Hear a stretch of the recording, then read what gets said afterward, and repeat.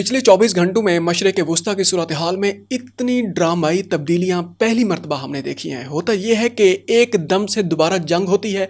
आपने हुर्मज़ के अंदर मिसाइल चलते हैं, मशरिक़ वुस्ता में मुत्तहिदा अरब अमारात के ऊपर मिसाइल चलते हैं।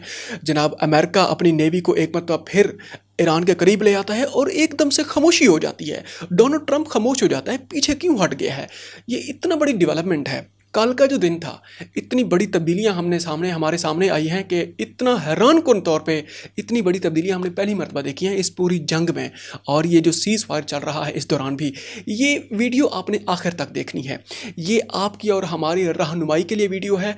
और उसके अलावा आपको आज पता चल जाएगा कौम कैसे काम करती है, जो हुकूमतें होती हैं कैसे काम करते हैं, नज़रियात कैसे काम करते हैं, जज्बे कैसे काम करते हैं, और उसके अलावा अपनी कौम के साथ किए गए वादे और एतमाद को कैसे अमली जामा पहनाया जाता है। आज आपको ये चीज़ वाज़ेह हो जाएगी। और आपके और हमारे जो मुसलमान ममालिक हैं, उन मुसलमान ममालिक के जो करतूत हैं, थोड़ी देर के बाद हम आपके सामने रखने वाले हैं। होता यह है कि पिछले 4-5 दिन से इतना एक प्रेशर आता है अमेरिका पे, तेल की कीमतें बढ़ जाती हैं। ईरान खामोशी से अपने जनाब उनके सिफारती मामलात चलाता है, वो पाकिस्तान आ रहा है, ओमान जा रहा है, उसके अलावा रशिया जा रहा है। और आज चाइना जो करने गया हुआ है, ईरान जो ईरानी जो वज़ीर ख़ारजा है अब्बास इराक़ची, उसकी वजूहात भी आगे जाके आपके सामने रखने वाले हैं। अब अमेरिका इस ईरान की इस खामोशी से बड़ा परेशान था। अब वो कहते हैं कि भाई दिन ब दिन आपने हुर्मज़ के अंदर तेल के जो जहाज़ हैं उनकी तादाद भी बढ़ती जा रही है, 4 से 500 तादाद बढ़ गई है। अंदाज़ा लगाएं कितना बड़ा ऑयल कार्गो टैंकर होता है। अगर 400-500 एक बड़े एरिया में इकट्ठे हो जाएं, एक शहर बन जाता है पूरा। और वहाँ पे जो अमरीकी नेवी है उसने जनाब दावा किया हुआ कि हमने आपने हुर्मज़ को बंद किया हुआ है। अगर ईरान ने भी बंद किया हुआ था, ईरान कहता है ठीक है, अगर आपने हमारे लिए पूरी दुनिया के लिए हमारे रास्ते बंद किए हुए हैं तो ठीक है, आपकी मर्ज़ी का एक जहाज़ भी यहाँ से नहीं गुजर पाएगा। आप गुजारेंगे तो उसको हम निशाना बनाएंगे। और कल वैसे ही हुआ है, परसों भी वैसे ही हुआ है। अच्छा, उसके अलावा यह है कि जैसे ही ईरान की ये जो खामोशी थी एक लिमिट क्रॉस कर गई। अब जो उसने डोनाल्ड ट्रंप ने कहा कि भाई तेल की कीमतें भी बढ़ती जा रही हैं, क्या करें। उन्होंने कहा कि हम ऑपरेशन फ्रीडम के नाम से, फ्रीडम प्रोजेक्ट के नाम से हम जनाब एक नया ऑपरेशन करने जा रहे हैं कि ये जो 4 से 500 ये जो ऑयल टैंकर्स हैं इनको यहाँ से निकाला जाए ताकि ये अपने अपने ममालिक में पहुँच जाएँ, तेल की कीमतें नॉर्मल हो जाएँ और अमरीकी माशरे के ऊपर जो प्रेशर आया हुआ है तेल की कीमतों का, ये भी थोड़ा नॉर्मल हो जाए। और जो अमरीकी वज़ीर ख़जाना है उसका बाद में बयान भी सामने आया कि अनकरीब तेल की कीमतें भी कम होने वाली हैं। अच्छा, इस बात को यहीं रोकते हैं। होता यह है कि जैसे ही अमेरिका अमली तौर पे इस प्रोजेक्ट के ऊपर काम शुरू करता है, ईरान चढ़ दौड़ता है। ईरान वही जो उसने अपनी कौम के साथ वादा किया हुआ था, वही जो उसकी पॉलिसीज़ थी, जो शहीद रहबर आला आयतुल्लाह ख़ामनई साहब की जो पॉलिसी थी, उसके अलावा ईरानी जो वज़ीर ख़ारजा हैं और जो ईरानी जो कौम है, उनके जो मुतालबात हैं, उनके जो मामलात हैं, अमली तौर पर कल ईरान ने मिन्नो अन उस पर अमल किया है। और उसने जो कहा था आपने हुर्मज़ हमारी है, इसके जो फैसले हैं हमने करने हैं, इसके कवायद व ज़वाबित हमने अब लिखने हैं, हमारी मर्ज़ी यहाँ पर चलेगी। हम टोल टैक्स लें, हम जनाब किसी तरीके से इसको कंट्रोल करें, हमारी यहाँ पर मर्ज़ी चलेगी। अच्छा, अब जैसे ही वहाँ से अमरीकी जो नेवी है थोड़ा सा आगे आती है, ईरान 2 मिसाइल पहले मारता है और वो उसको वार्निंग शॉट्स देता है, लेकिन वो थोड़ा सा और आगे बढ़ती है।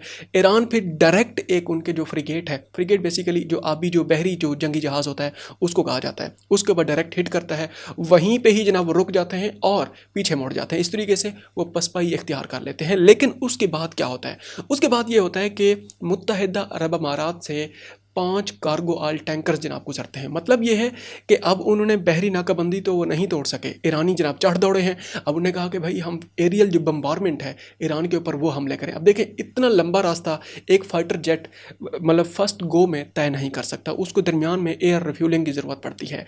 अब एयर रिफ्यूलिंग के लिए वो जो जहाज़ उड़े हैं वो उड़े हैं मुत्तहिदा अरब अमारात से।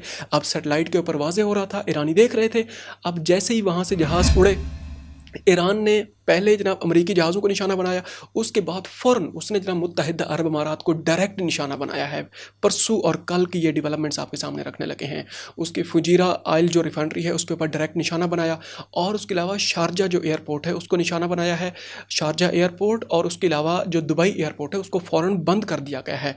और पिछली रात भी एक अंडर कंस्ट्रक्शन पता नहीं कोई कहते हैं कि तकरीबन कोई 50 मंजिला जो बिल्डिंग है उसको निशाना बनाया गया है। उसकी फुटेजेस भी इंटरनेट के ऊपर सर्कुलेट हो रही हैं। अच्छा, उसके अलावा एक तो ये मसला सामने आया, और जो ऑयल टैंकर वहाँ पर जो खड़े हुए थे वो 400-500 जो ऑयल टैंकर हैं, उसमें यूएई के भी 2 सरकारी कंपनी के ऑयल टैंकर थे, उनको भी डायरेक्ट जनाब वो खुद कुछ वो जो ड्रोन है शहद 130 जो ड्रोन है उससे निशाना बनाया, उनमें आग लगी हुई थी। अच्छा, थोड़ा सा और आगे बढ़ते हैं। अब ये कहानी तो यहाँ तक चली है, इसी दौरान एक और अहम तरीन डेवलपमेंट सामने आई है। ये दूसरा सेटबैक पहुँचा है अमेरिका को। उन्होंने कहा कि भाई हमारा जहाज़ उड़ा है, उसने उस मुल्क पे हमला कर दिया है, अरबी चीख पड़े हैं।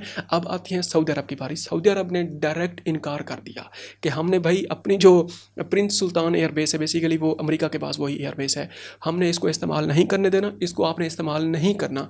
ईरानियों ने मुत्तहिदा अरब अमारात को निशाना बनाया है, वो हमें भी निशाना बनाएगा। इसी वजह से साड़ी वो पंजाबी कहने ना कुर्री ना है, हमने बिल्कुल भी इस्तेमाल नहीं करने देना। और ये है कि जब ये पैगाम मिला है डोनाल्ड ट्रंप साहब को, उनकी वो जो धमकियां थी कि हम ईरान के ऊपर तबाही वो क़यामत बर्पा करने वाले हैं, वो क्या कुछ उन्हें ऐलान किया था, सब कुछ जनाब खामोशी हो गई, नॉर्मल हो गए सारे के सारे। अब जैसे ही उसने इनकार किया है, उसके बाद कहानी वो जो पलटना शुरू हो गई है। मुत्तहिदा अरब अमारात के अंदर एक नया इख्तलाफ जन्म वो आ गया है। वो जो क्योंकि मुत्तहिदा अरब अमारात सऊदी अरब की आपस में बनती नहीं है, सिर्फ इसी ईरान जंग की वजह से मुत्तहिदा अरब अमारात इसराइल के करीब हो चुका है। अब मुत्तहिदा अरब अमारात जो है वो बेसिकली 5 से 6 रियासतों का मजमुआ है, मुत्तहिदा जो एमरेट्स भी इसको हमने कहा जाता है, अच्छा कहा जाता है। अब यह है कि शारजा और दुबई के जो हुक्मरान हैं, इनकी आपस में लड़ाई हो गई है। वो कहते हैं कि भाई ये आपकी दुबई वालों की पॉलिसी है, जिसकी वजह से शारजा के ऊपर भी ईरान हमले करता है, क्योंकि शारजा पहले आता है, दुबई थोड़ा सा लेट आता है। ईरान डायरेक्ट पहले शारजा को निशाना बनाता है। अब होता यह है कि वो जो इख्तलाफात हैं और सऊदी अरब की फिर उसके साथ नहीं बनती, मुत्तहिदा अरब अमारात ने भी सऊदी उनके साथ डोनाल्ड ट्रंप के साथ रब्ता किया है कि खुदारा पीछे हट जाएं, अब ईरान आपको और किसी को भी नहीं छोड़ने वाला। पहले उसने छूट दे दी है हमें, अब वो डायरेक्ट हमें निशाना बना रहा है। अब उसने एयरबेस पे तो निशाना नहीं बनाया, अब उसने हमला करने के बाद खुद कहा है कि ये मैंने हमला किया है। अच्छा, उसके बाद ये होता है कि जनाबे वाला ये जो ट्रंप के पीछे हटने की जो डेवलपमेंट सामने आई है, उसी दौरान ही सऊदी अरब ने ये ऐलान किया कि हम तुर्की के करीब भी हम जाने वाले हैं, तुर्की को भी हम इसमें शामिल करने वाले हैं। वही हुआ, कल जो फैसल बिन फरहान है सऊदी अरब का जो वज़ीर ख़ारजा है, वो तुर्की के दौरे पे आया हुआ है। और कल ही तुर्की ने 9 मैक, मतलब यह है कि आवाज़ की स्पीड से 9 गुना ज़्यादा स्पीड का ICBM बैनुल बरआज़मी मिसाइल को कल उन्होंने लॉन्च किया है। और उसकी जो है लिमिट है वो 12,000 किलोमीटर है, और कम से कम भी उसकी जो स्पीड है वो 9 है, ज़्यादा से ज़्यादा 25 मैक है। मैक से मुराद आवाज़ की स्पीड से 25 गुना ज़्यादा उसकी स्पीड है। अच्छा, एक ये फिर डेवलपमेंट आ गई। इसी दौरान ही फिर एक और डेवलपमेंट डोनाल्ड ट्रंप के ऊपर प्रेशर दर प्रेशर उन पर डेवलप हुआ है। अब उन्हें जनाब जो ईरानी जो वज़ीर ख़ारजा है वो चला गया चाइना, और चाइना ने फिर वहाँ पर जो बैठ के जो उन्हें ऐलानात किए, उन्होंने कहा कि हम ईरान का दिफा करेंगे। उससे पहले वो रूस गया, और रूस ने भी यही हामी भर ली है। अब इसी से अंदाज़ा लगाएं, ये इतने बड़े अवामिल हैं।